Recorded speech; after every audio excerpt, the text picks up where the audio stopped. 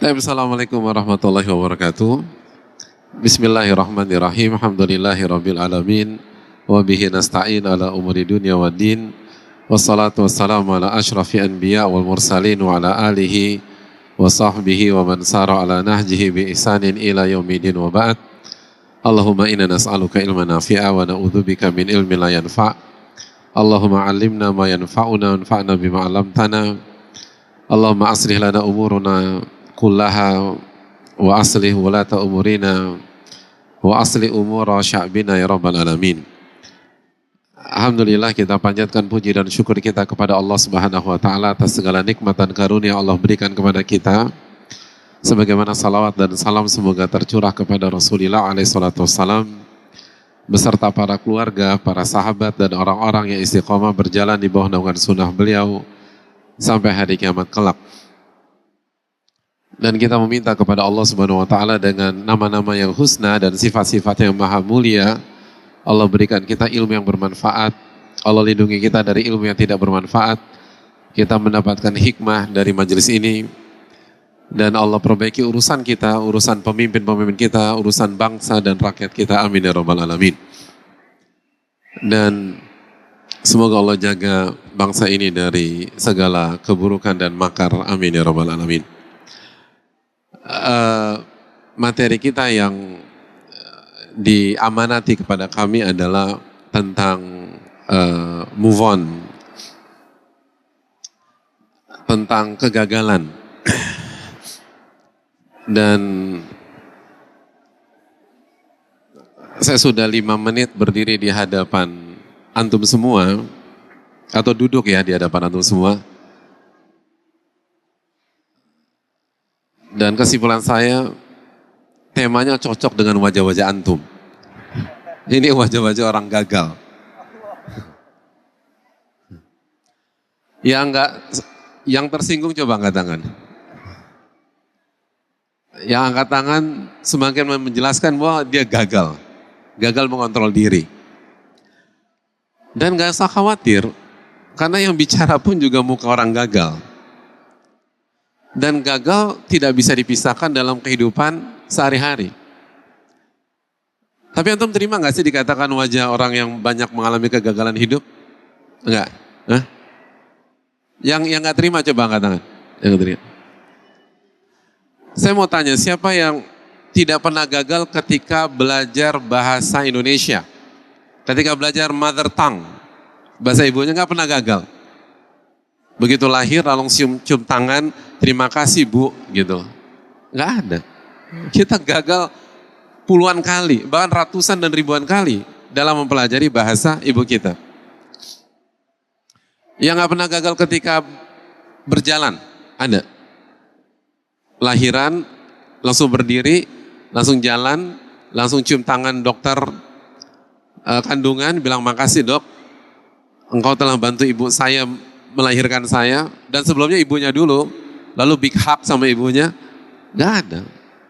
Kita butuh ribuan kegagalan untuk bisa berdiri dan bisa berjalan dan bisa beraktivitas sampai sekarang. Jadi belajar jalan gagal dan ribuan kali. Bicara gagal. Itu yang hanya bisa satu bahasa. Belum lagi yang punya kemampuan 2 atau 3, 4, 5 bahasa, maka itu gagalnya lebih banyak lagi. Jadi kegagalan adalah bagian dari kehidupan yang tidak pernah kita isukan sebenarnya. Iya nggak sih? Nggak ada di antara kita di sini yang mukanya 100% sukses, tuh nggak ada. Gitu loh. Semuanya itu pasti pernah gagal. Dan gak pernah ada isu. Gitu. Gak pernah ada isu. Setuju gak hadirin sekalian? Yang kena mental illness karena gagal jalan siapa angkat tangan? Yang bilang ke nyokapnya atau ibunya, makanya aku butuh ke psikolog deh. Gitu. Gak ada. Atau kayaknya aku perlu ketemu ustadz deh. Aku mau konsultasi karena aku belum bisa jalan juga setelah beberapa waktu ini. Gak ada isu. Gak pernah ada isu sama sekali. Bahkan waktu punya keponakan, punya anak kecil atau punya adik yang kecil nggak sih? Ketika belajar bicara, terus masih ada cadel-cadelnya, lalu mungkin salah, lalu ketika dia ucapkan kata-kata yang sangat lucu gitu, terus satu ruangan ketawa gitu, mamanya ketawa, kita ketawa, papa ketawa dan seterusnya. Ada yang punya pengalaman itu nggak? Dan relate nggak sih kita dulu kita pernah di posisi itu gitu loh. Artinya kita ngomong gagal lalu diketawain dan nggak ada isu gitu loh. Keponakan kita nggak masuk kamar tuh ngurung diri terus nangis, enggak. Bahkan mereka ikut tertawa bersama kita semua. Padahal itu menunjukkan bahwa mereka gagal dalam mengucapkan atau pronunciation sebuah kata dalam bahasa Indonesia. Dan gak ada isu sama sekali. Gak ada isu. Kita gak pernah ada isu bicara tentang kegagalan. Bahkan kata-kata move on pun kita gak tahu.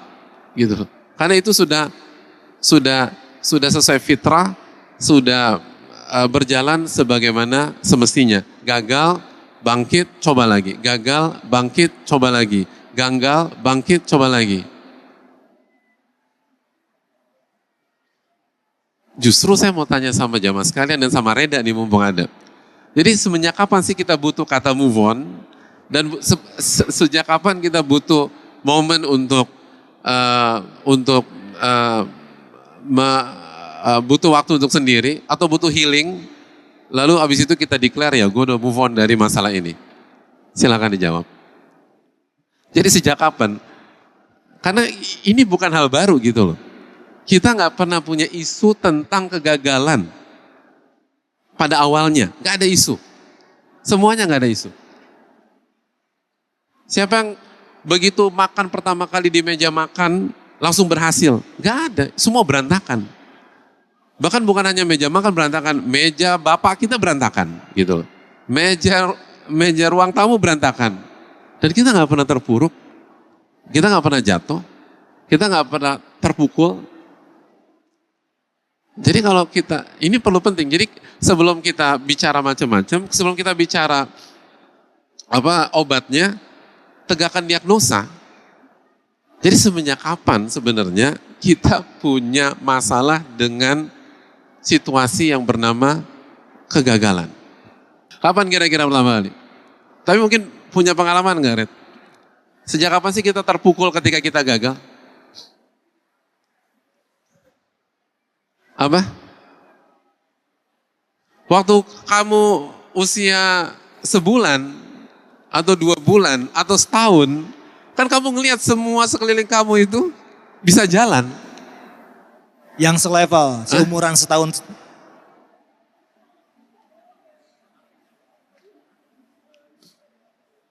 Yakin? Nggak pernah ngumpul sama keponakan-keponakan yang satu angkatan? Apa? Enggak. Bukan karena itu. Kalau gara-gara itu, coba kita lihat, ada yang kembar nggak? Yang kembar, ini jawaban bagi yang kembar. Kalau alasannya itu, maka bagi yang kembar, salah satu akan terpukul ketika salah satunya lebih maju. Atau lebih cepat bicara, atau lebih cepat jalan, atau lebih cepat merangkak, dan segala macam. Padahal nggak ada isu sama sekali. Jadi pertanyaan, kapan kita mulai bermasalah dengan gagal, kita gagal ngejawabnya. Dan gak ada isu juga kan, pulang-pulang kan gak akan depresi, gak ada depresi. Jadi sebenarnya kapan kita punya masalah dengan kata yang bernama kegagalan? Karena sebelumnya kita gak punya masalah sama dia. Bahkan sebelumnya, dia adalah bagian dari proses kesuksesan kita. Karena kita nggak akan mungkin bisa jalan kecuali mengalami ribuan kegagalan. Dan kita nggak akan bisa berbicara bahasa Indonesia atau mother tongue atau bahasa ibu yang lancar kecuali ribuan kegagalan, bahkan ratusan ribu kegagalan. Jadi bukan hanya kita nggak punya problem dengan dia, tapi selama ini atau di awal-awal perjalanan hidup kita, kegagalan adalah unsur yang tidak bisa dipisahkan dan kita butuhkan, bukan itu, kita butuhkan untuk bisa berhasil dalam sebuah skill. Dan sebenarnya sampai hari ini nggak berubah sama sekali, nggak berubah.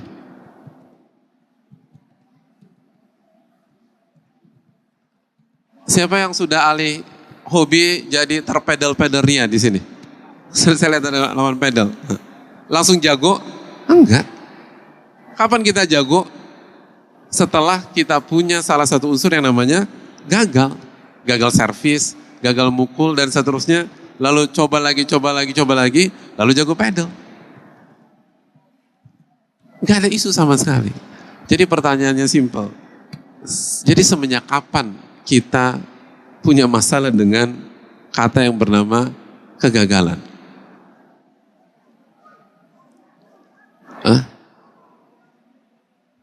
Silakan dijawab.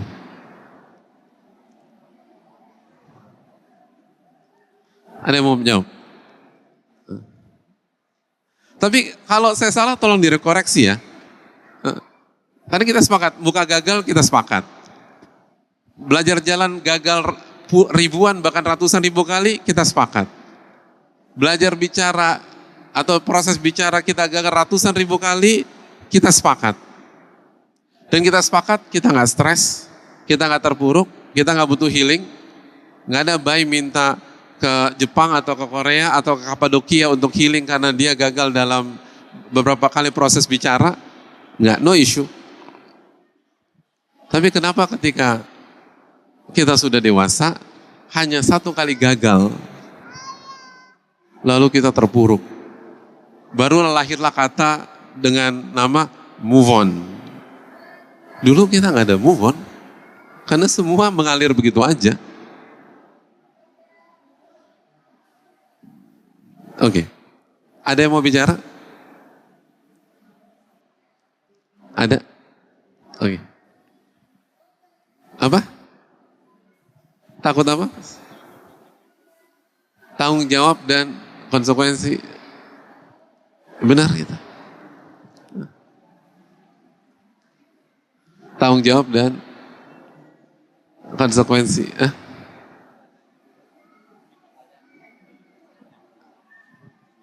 Enggak perlu diulang pertanyaan. Apa gagal paham? Dikit.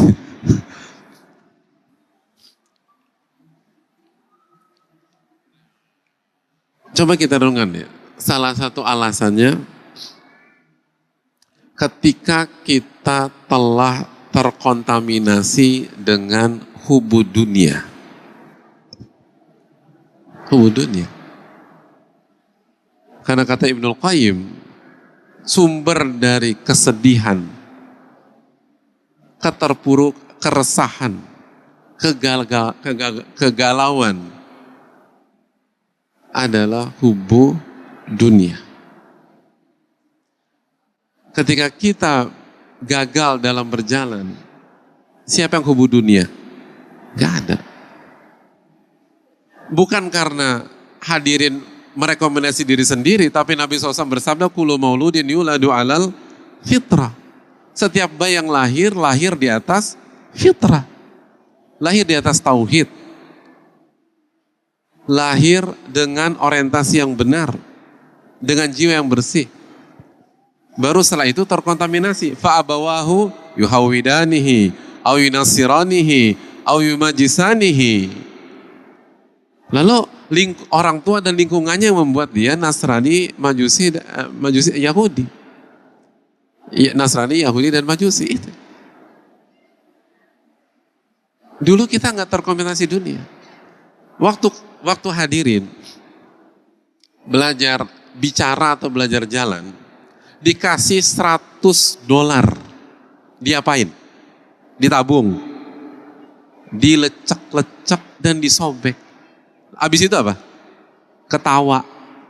Yang nangis siapa? Emak kita nangis. Ya Allah, ini tabungan 2 minggu. Ya. Jadi kita nggak ada urusan, nggak peduli kita. Pada saat kita belajar jalan atau belajar bicara, kita nggak peduli dipuji orang atau tidak, nggak peduli. Kenapa? Karena bukan dunia dan kehidupan dunia yang menjadi orientasi kita. Kita masih fitrah. Kita masih di atas tauhid kepada Allah Subhanahu wa taala. Siapa yang jamin? Rasulullah SAW yang bersabda, kullu mauludin yuladu ala fitrah. Tapi begitu hubud dunia pelan-pelan masuk gitu loh. Nah, cabang-cabangnya kan masuk semua. Salah satunya tadi kata beliau, kita mulai membanding-bandingkan diri kita dengan pihak lain. Komparasi atau membanding-bandingkan itu kan bukan core masalah. Bukan core problem, bukan inti masalah. Karena kalau hadirin benar-benar atau bukan hadirin kita semua ya, apalagi yang bicara. Kalau kita benar-benar mentauhidkan Allah, walaupun kita hidup di tengah-tengah kompetitor kita, kan gak ada urusan sama mereka. Wong kita meninggal sendiri-sendiri, dan kita dibangkitkan di hari kiamat sendiri-sendiri, dan kita dihisap sendiri-sendiri. Likulli mri'in minhum yawma idzin sya'nu yughni. Allah berfirman surat Abasa, dan setiap orang akan urus urusannya sendiri-sendiri. Kan?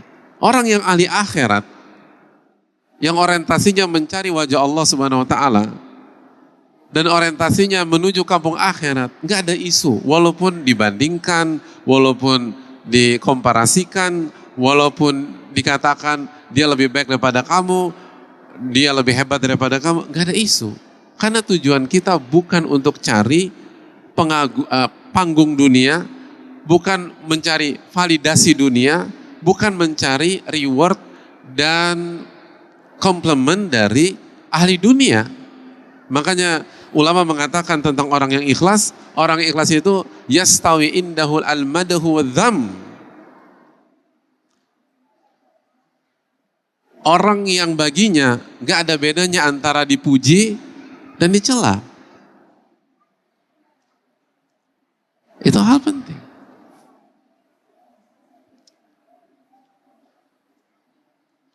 Dan kalau kita sadar atau kita sepakat bahwa konsekuensi yang terberat, tadi kan ada jawaban konsekuensi. Konsekuensi yang menjadi tujuan atau konsekuensi yang paling inti ya, adalah konsekuensi di akhirat, dan tanggung jawab yang merupakan tanggung jawab yang sejati adalah tanggung jawab akhirat, maka kita nggak akan terpuruk, karena setiap kegagalan pasti ada solusi dari Allah Subhanahu Wa Taala.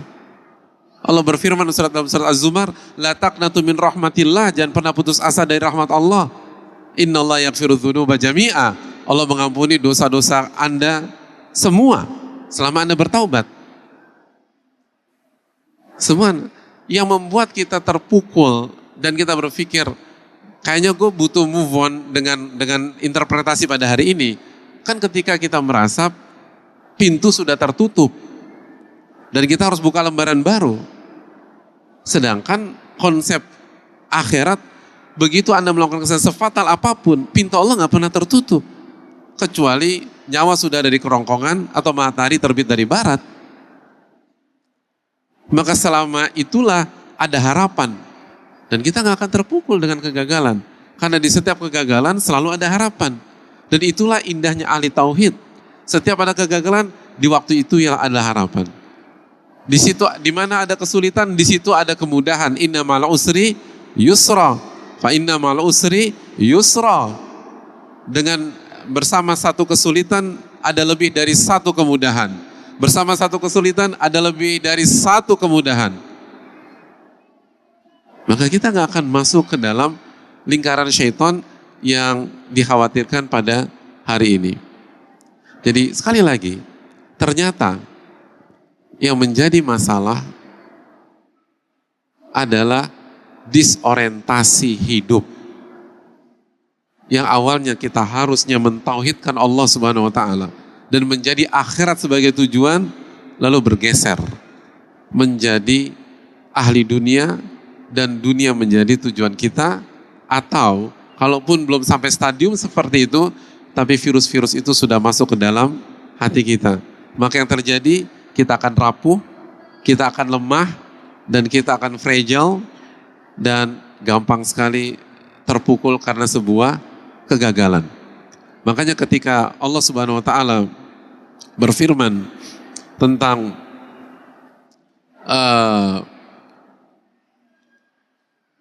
kejadian di perang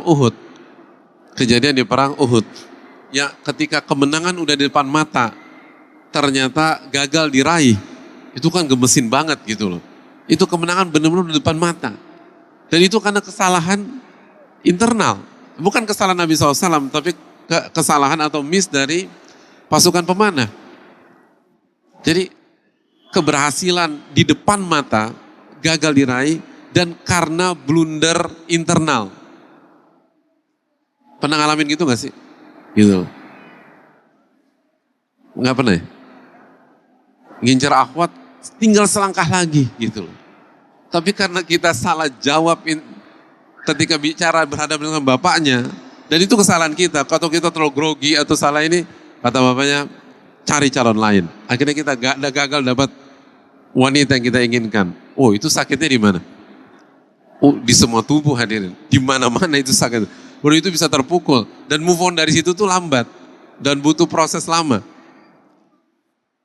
Ini kegagalan dan akibatnya 70 para sahabat wafat. Radhiyallahu anhum. Dan kemenangan gagal diraih. Lalu kasih angin ke orang musyrik. Peta jadi tidak seideal sebelumnya. Apa firman Allah tentang perang ini? Allah, di antara firman Allah tentang perang ini, Allah firmankan dalam surat Ali Imran ayat 140. Kata Allah SWT apa? Watilkal ayyam nudawiluha bainan nas. Watilkal ayyamu nudawiluha bainan nas. Allah berfirman, dan hari-hari itu kami putar di tengah-tengah manusia. Jadi maksudnya apa? Hidup itu kata Allah, ada waktunya menang, ada waktunya gagal menang. Dan itu biasa, itu kehidupan. Jadi biasa aja, itu kehidupan. Hari ini Anda berhasil, besok Anda gagal. Besok Anda berhasil, besoknya Anda gagal. Itu biasa kata Allah SWT. Bayangkan, kegagalan dalam memenangkan pertempuran sehebat itu direspon sama Allah SWT, bukan marah-marah, bukan ngancem-ngancem, tapi Allah katakan watilkal ayyamu nudawiluha bainan nas. Allah ingin menjelaskan kepada kita bahwa kegagalan adalah bagian dari kehidupan, dan di tengah-tengah kegagalan ada banyak hikmah yang bisa kita pelik asal kita tepat dalam menentukan orientasi hidup kita dan mentauhidkan Allah Subhanahu wa Ta'ala. Mungkin itu. Silakan. Ustaz, menarik tadi antum yang sampaikan Ustaz ketika ikhwan ingin maju ke akhwat. Ustaz. Mungkin ada kasus seperti ini Ustaz. Akhwat ketika antara gagal dan move on ya Ustaz. Ketika akhwat menunggu geraknya ikhwan maju untuk melamar dia Ustaz. Dari awal sih katanya dia akan melamar atau khitbah dan lain-lain. Tapi ini ikhwannya lama Ustaz. Misalkan dia banyak alasan dia harus kerja dulu atau segala macam. Walhasil si akhwat ini banyak menunggu. Sampai titik mana si akhwat ini untuk kayaknya nih gagal deh. Gue harus move on deh nih untuk si ikhwan ini. Titik mana saat untuk dia gagal itu kan bisa dibilang mungkin sesuatu yang kita tidak tujuannya yang kita inginkan tapi tidak tercapai. Mungkin salah satu gagal seperti itu Ustaz. Nah sampai titik mana ini? Sampai kita bisa harus move on. Ya makasih banyak. Jadi hadirin Allah muliakan, hidup itu untuk beramal, bukan untuk menunggu quote unquote gitu loh. Dan sebagian para ulama, kalau nggak salah Ibnul Qayyim menjelaskan bahwa cinta itu kata kerja, gitu. Jadi harus ada gerakan. Oleh karena itu apabila baik laki-laki atau wanita, jangan pernah menggantungkan masa depan kita ke tangan pihak lain. Dan fokus dalam beramal dan beribadah kepada Allah Subhanahu wa Ta'ala sesuai dengan konteks kita. dan ikuti rambu-rambu syariat. Artinya apabila dia seorang wanita, lagi-lagi jangan berorientasi dunia atau berorientasi saya harus dapatkan A, harus dapatkan B, atau harus dapatkan C, lalu kita tunggu dan kita kehilangan banyak momentum. Perbaiki diri. Bangun values dalam diri kita. Banyak doa kepada Allah. Lalu istikharah. Lalu kalau artinya lalu pertimbangkan apabila kita maju dengan konteks yang tepat gitu. Sebagian ulama mengatakan apabila wanita ingin maju maka harus ada beberapa hal yang diperhatikan. Yang pertama, jangan sampai salah. Jangan sampai salah menentukan. Kenapa? Karena resikonya terlalu besar, apalagi kalau wanitanya menyampaikan. Jadi kata para ulama, benar Khadijah memulai dan proaktif lebih dahulu, tapi Khadijah menetapkan bahwa sosok itu adalah Rasulullah SAW. Itu pelajaran bagi kita apabila wanita-wanita pada hari ini ingin mengikuti jejak Khadijah, maka pastikan bahwa sosok ini sosok yang spesial. Lalu yang kedua, gunakan cara yang tidak melanggar syariat dengan cara yang baik atau melalui seseorang dan lain sebagainya. Dan kalau itu sudah dikemukakan, tetap nggak ada jawaban, maka yakinlah bahwa yang kasih jodoh adalah Allah Subhanahu Wa Taala dan nggak perlu menunggu orang seperti itu. Tidak harus. Karena sekali apabila perhatian kita terfokus pada manusia, maka semua berantakan. Semua berantakan. Dan sering kali banyak kasus seperti ini, akhirnya kehilangan waktu dan momentum untuk memperbaiki diri, memperbaiki ketakwaan, memperbaiki keimanan, dan akhirnya dia tidak mendapatkan pasangan yang ideal. Maka yakinlah, khususnya bagi wanita ya, sekali lagi, kalau kita jadi mutiara, maka akan ada sosok yang menyelam ke dasar laut untuk mendapatkan kita. Tapi kalau kita sampah plastik, Masya Allah. Itu ngambang di permukaan laut pun gak ada yang ngambil. Ajib, gitu Masya loh. Allah. Jadi jadilah mutiara gitu loh. Jangan sibuk dengan gimmick, jangan sibuk dengan mengobral diri dan lain sebagainya. Jadilah mutiara, maka semua akan demikian. Emas itu, walaupun ada di Papua, itu bule datang ke sana, gitu. Asal emas, gitu loh. Tapi kalau kantong kresek di Jakarta nggak ada yang mau ngambil. Jadi sekali lagi, jadilah emas. Otomatis, kalau kita punya kualitas, maka orang-orang yang bagus atau orang-orang yang berkualitas akan datang pada kita. Karena kan begini loh, hidup itu kan ironinya adalah, kayak misalnya di dunia bisnis lah, di dunia bisnis. Ketika para pengusaha atau pemilik usaha UMKM ditanya, apa masalah terbesar yang mereka hadapi? Salah satu jawaban mereka apa?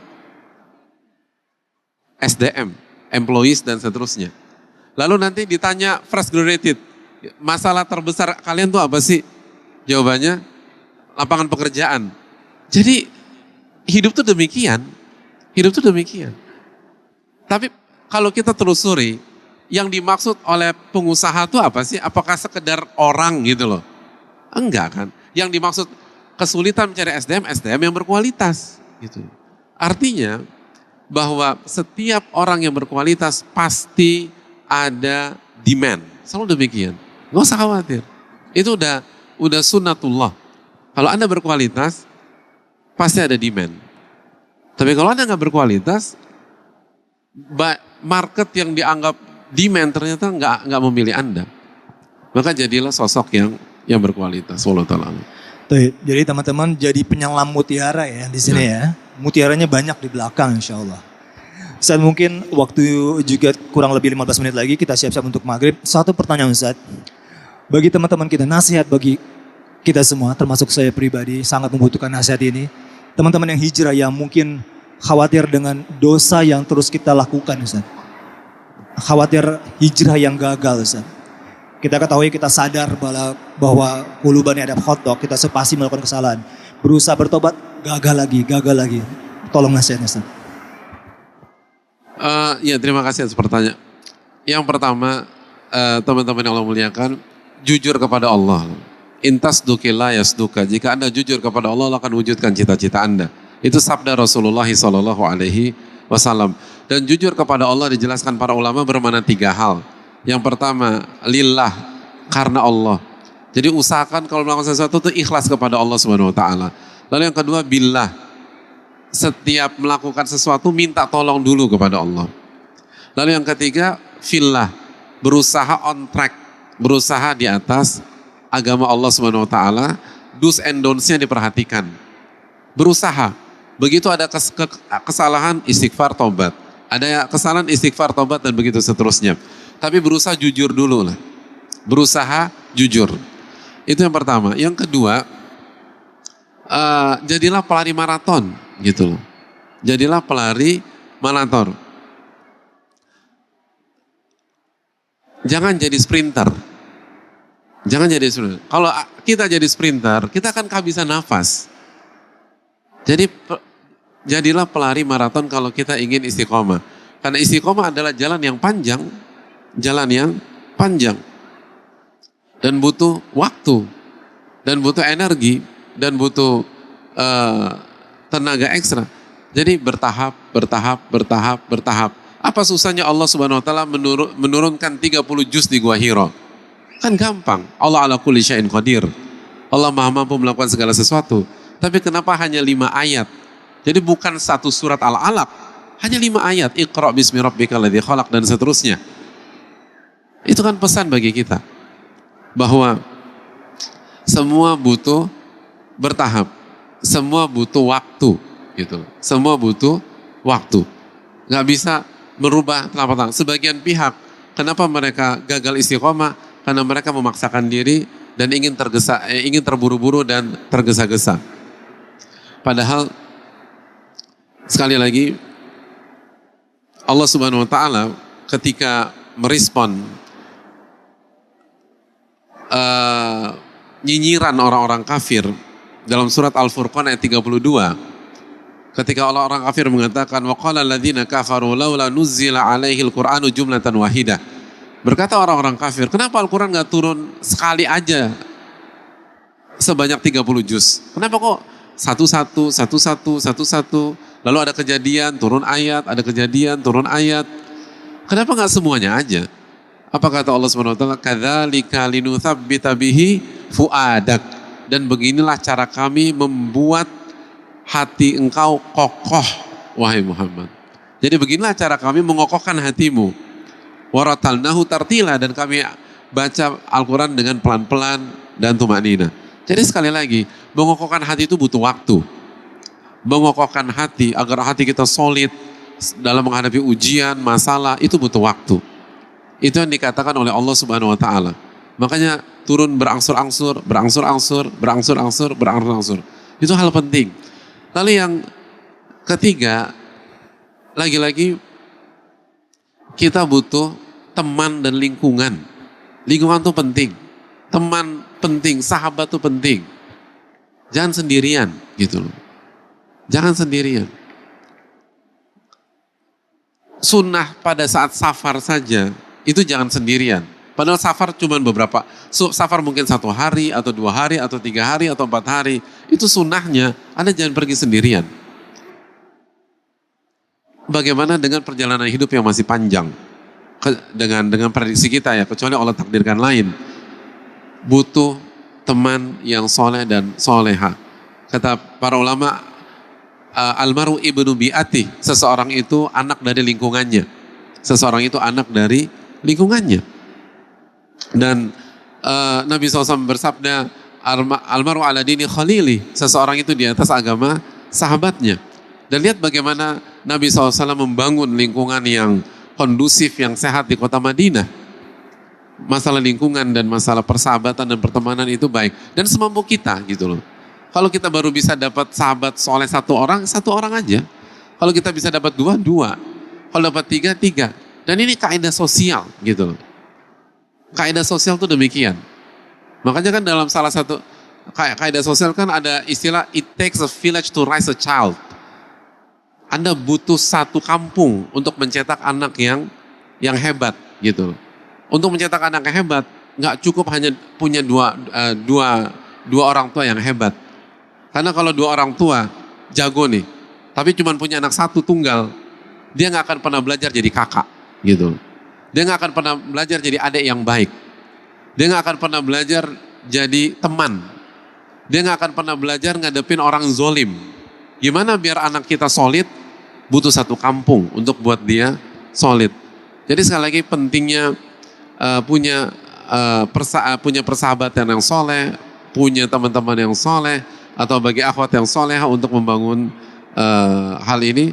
Dan yang terakhir sekali lagi, terus banyak doa kepada Allah, minta pertolongan kepada Allah, jangan ngandelin diri sendiri. Kita ini lemah, wa khuliqal insanu dha'ifa, manusia itu lemah. Bayangkan sore ini kita belajar bahwa sesuatu yang tidak pernah jadi isu bagi diri kita pada saat kita kecil, sekarang jadi isu besar. Padahal seharusnya kebalik dong. Karena pada saat kita kecil, knowledge kita nggak seluas sekarang. Pengalaman hidup kita nggak seluas sekarang. Pergaulan kita nggak seluas sekarang, gitu loh. Gitu. Rekening kita nggak sebanyak sekarang. Tapi kenapa bisa berubah? Itu menunjukkan manusia itu lemah. Kalau kita nggak benar-benar minta tolong sama Allah Subhanahu Wa Taala, maka kita akan terpukul. Kita akan terpuruk. Padahal secara logika sederhana, harusnya kalau waktu kecil kita solid dalam menghadapi kegagalan, harusnya sekarang lebih solid. Kenapa? Pengalaman saya lebih banyak. Kenapa? Karena dulu saya nggak kenal A, kenal B, sekarang saya kenal banyak orang. Dulu saya nggak punya pengetahuan, saya punya pengetahuan. Dulu saya nggak punya gelar, sekarang saya punya gelar. Tapi ternyata nggak seperti itu. Jadi ini tentang hati dan ini tentang jiwa. Dan bicara hati dan jiwa, gak akan berhasil kalau tidak ditolong oleh Allah Subhanahu Wa Taala. Itu hal yang penting. Kata Syekh Abdul Razak hafizahullah taala, bicara jiwa gak akan pernah bisa kecuali ditolong oleh Allah Subhanahu Wa Taala. Gak akan pernah bisa. Jiwa itu gak bisa kita kontrol. Jiwa itu hanya bisa dikontrol oleh Allah Subhanahu Wa Taala. Ya muqallibal inna quluba bani adam baina isba'i min asba'ir rahman yuqallibu kaifa syaa. Bahwa hati seluruh manusia ada di antara dua jemari Allah. Allah bolak-balikan sesuai dengan apa yang Allah kehendaki. Jadi sekali lagi kalau ingin bisa bertahan, apalagi dengan kegagalan, karena sekali lagi kegagalan adalah bagian dari kehidupan. Gak ada isu tentang masalah itu. Isunya ada pada jiwa kita. Isunya ada pada hati kita. Bukan isunya pada gagal atau berhasil. Bahkan bisa jadi kegagalan lebih penting dalam kehidupan kita ke depan dibanding kalau kita berhasil pada hari ini. Gitu. Itu hal yang perlu kita camkan. Ka'ab bin Malik, hadirin Allah mulia, Ka'ab bin Malik itu menjadi buah bibir, menjadi inspirasi besar dan sampai dimasukkan oleh Allah Subhanahu Wa Taala di dalam Al-Quran. Dalam surat apa? Dalam surat At-Taubah ayat 118, itu karena keberhasilan beliau atau karena kegagalan beliau? Hah? Karena kegagalan, quote unquote. Di perang apa? Perang Tabuk. Beliau gagal berangkat tanpa ada alasan syar'i. Tapi justru karena peristiwa itulah jutaan umat sampai hari ini terinspirasi bahwa kesalahan justru bisa melahirkan seorang pahlawan. Bukan. Jadi sekali lagi itu pelajaran. Jadi beliau disebutkan oleh Allah dalam Al-Quran, walaupun bukan dengan nama ya. Allah kata wa'ala thalatha, dan bagi 3 orang. Siapa? Ka'ab, Hilal, sama Murarah. Itu semuanya gagal berangkat. Dan karena kesalahan, bukan karena gak punya uang. Karena kesalahan. Tapi justru difirmankan dalam Al-Quran, dan ayat ini menginspirasi miliaran orang. Itu menunjukkan bahwa kegagalan kalau dibangun di atas kejujuran, dibangun di atas pertobatan dan berusaha memperbaiki kesalahan, maka akan bukan hanya baik bagi kita, bisa jadi menginspirasi jutaan orang ke depan. Ini yang bisa disampaikan. Jazakallahu khairan, semoga bermanfaat. Wassalamualaikum warahmatullahi wabarakatuh.